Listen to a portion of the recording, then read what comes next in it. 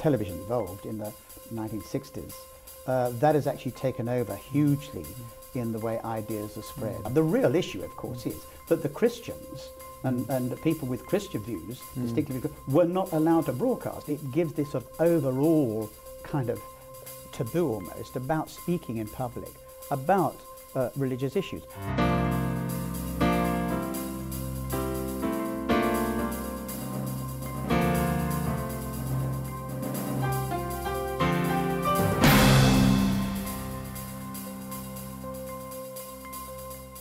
G'day and welcome to Clayton Today.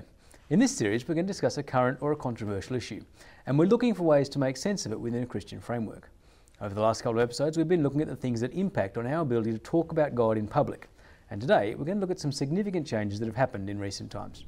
And with me again is David Holloway, the Vicar of Jesmond in Newcastle in the UK.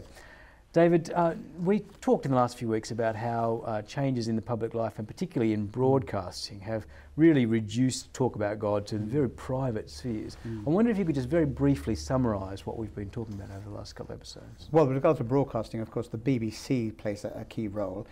Recently, we've had an agnostic head of religious programmes, reduction of the Christian material, and indeed now currently a Muslim head of religious programming. This means that the public does not hear much in the broadcasting area about the Christian faith.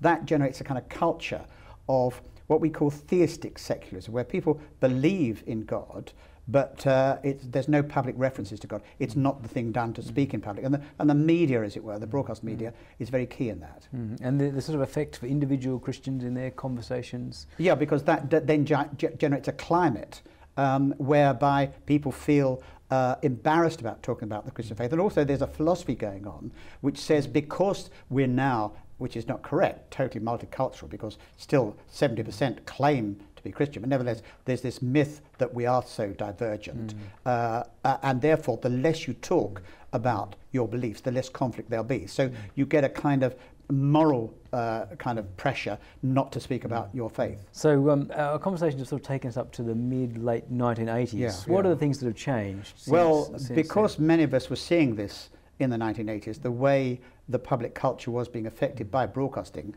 there was a campaign called Christian Choice in Broadcasting to change the Broadcasting Act, because in 1980 still there was an absolute censorship over religious programming, certainly in the independent sector.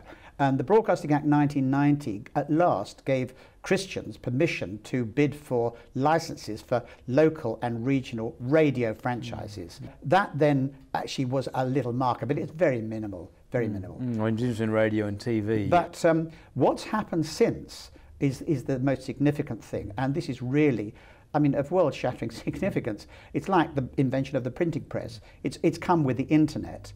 And what is happening now is that there's going to be a total revolution with a convergence of broadcasting, telephony, and in fact the internet, and the theatre converging, and the driver of that is digitalisation. There's going to be an exponential expansion of channels and a proliferation of programmes on demand.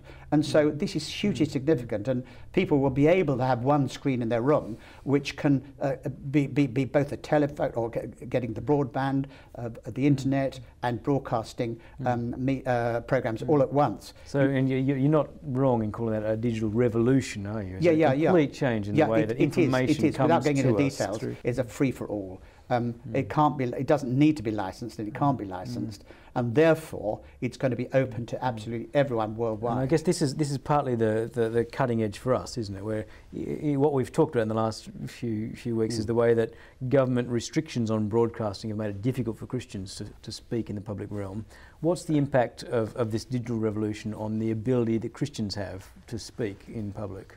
Already we've seen the digital revolution having an effect via the straight internet. I mean, emails and so forth suddenly have linked Christians all over the world with one another in ways that this never happened before. But of course what you can now have is in fact Christian television stations. But the real king at the end of the day is going to be one, the viewer, which is totally different from before. So what people want to see, they can't be manipulated. So where there's infinite choice, it's the people the viewer is king, and so the BBC controllers, an in-group of people being paid $800,000 a year, like the Director General and so forth and so on, cannot control it. It's the viewer who's now going to be controlling it, and also. Though even more important for the Christian is content, because once all the kind of technologies and the business models and all the rest have sorted themselves out, masses of people will try things, they will fail. They will fail because there isn't content, new content. And where can you get new content? Churches and Christian groups. And here's content just waiting, as it were, to be used. You talked there a little bit about the viewer is king, people will choose what they want to see.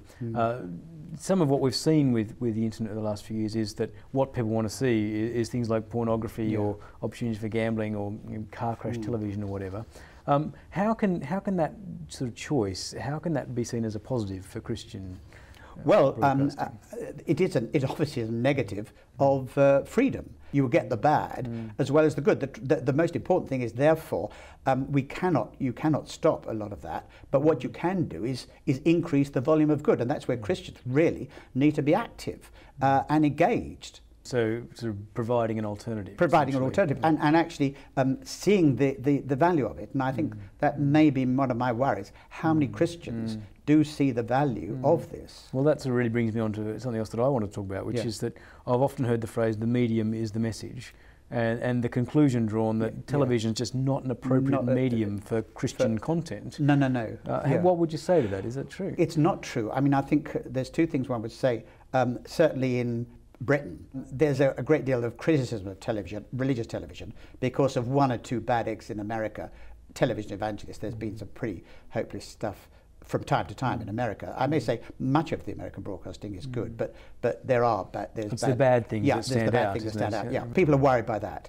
The other thing is, I think people think that, this is when they're doing televising services, this is in fact doing church, as it were, and an alternative church. Well, of course, it can't be. So we all just stay home in our living room and watch TV and don't need to go to church. Well, of course, that's ridiculous, because clearly the church is supreme. There can't be a substitute for the church. I mean, what happens in America particularly, even now, is that most people go to small churches. There are some big churches where there's some very able people who are helpful to other people, and so people who go to small churches are able to log into, watch or listen on the radios if it's state radio services, some other preachers during the week, and this has had a huge impact actually over the years in America, and it's a supplement to it. So it's not replacing church, absolutely but it's not, just because you must ability to get things from different places, and also to get people interested, because what is broadcast? This is where we started. I mean, what is broadcastable is in one sense what is communicable, and what is it's reasonable to communicate.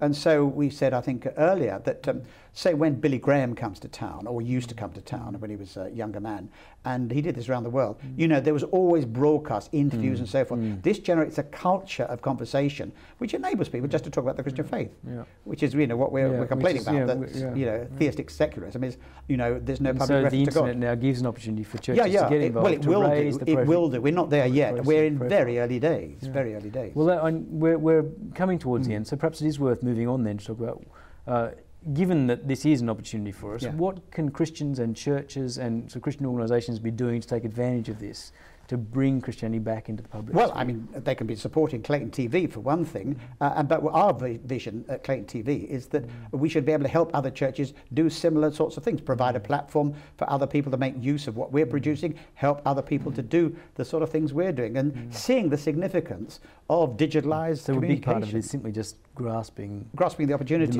and seeing that we are at the beginning of something exactly like the printing press. I mean, the printing press came out, there were all sorts of criticisms, and the government immediately wanted to license it and stop it, but of course it had a profound effect on the entire world.